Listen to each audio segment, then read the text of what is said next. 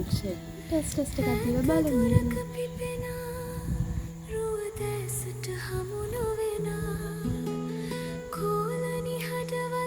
Oh my god. මාර රහත්.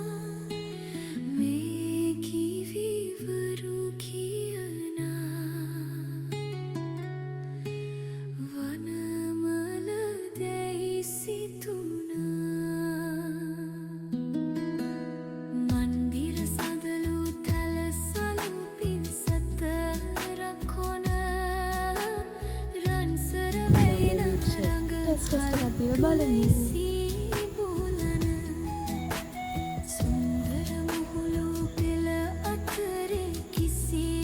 My god.